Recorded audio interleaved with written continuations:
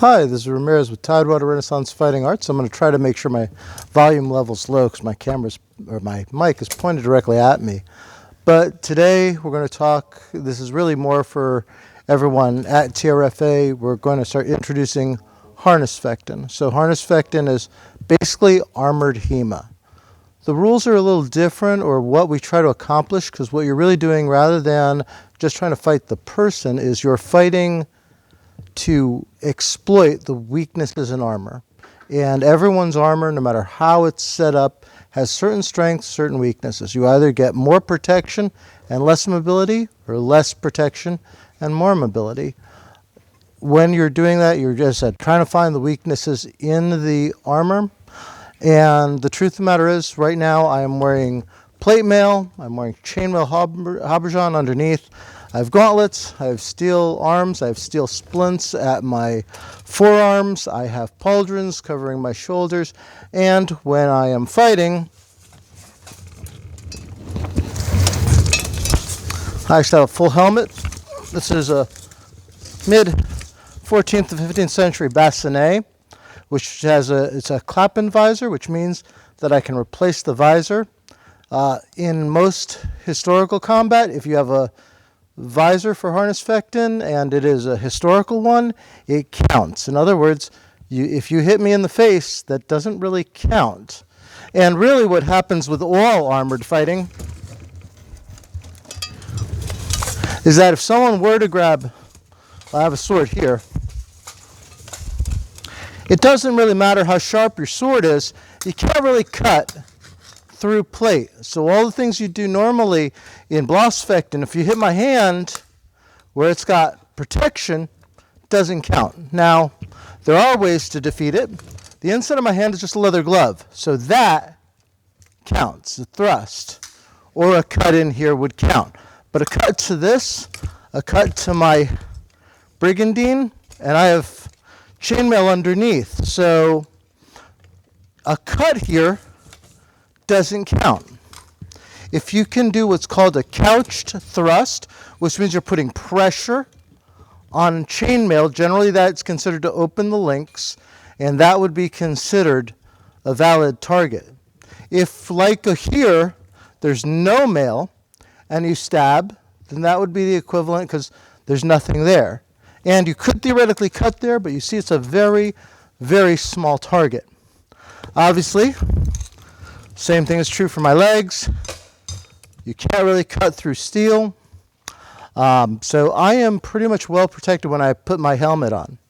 There is an exception. If this helmet had an open face, which historically they did, this I'm going to bring to the camera. It's called perforated plate. It's just a bunch of holes in steel. And it basically turns the helmet like a fencing mask. So the HEMA masks we normally use are just much, much thicker. If you're wearing one of these, it's considered that your face is exposed.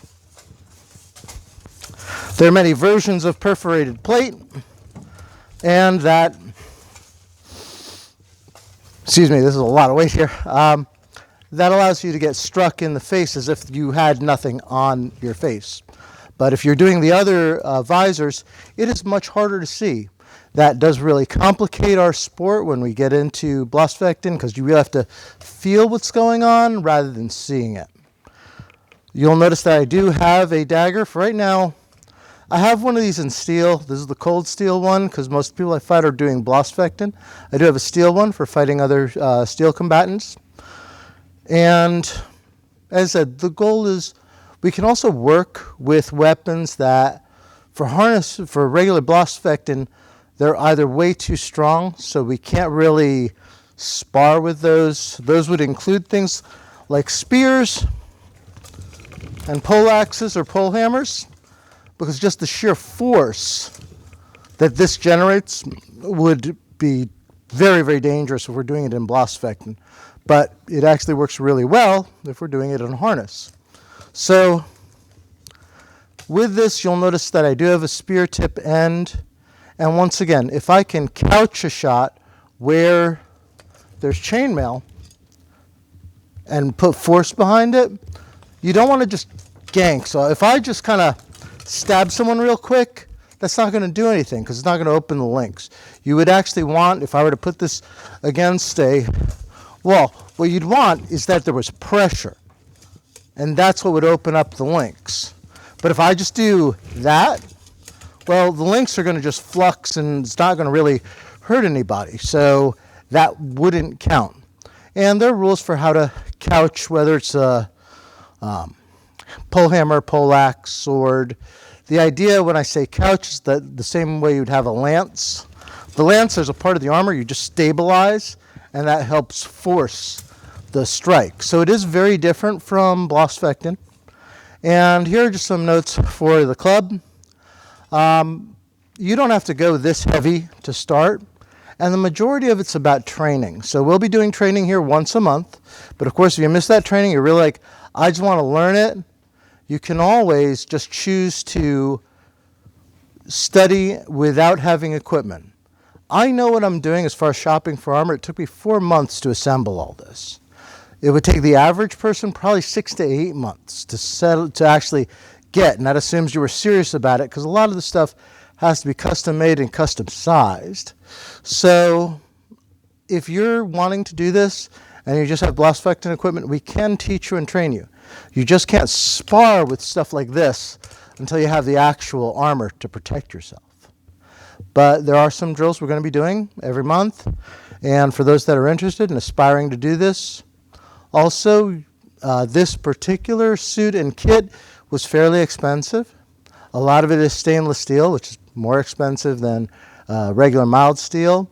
And if you're really interested in doing this and you're looking at it saying there's no way I could possibly afford it, you kind of do it piece by piece, and there are much cheaper options. So if you are curious and you're part of the club, talk to me, because I'll be able to kind of help send you to the right places.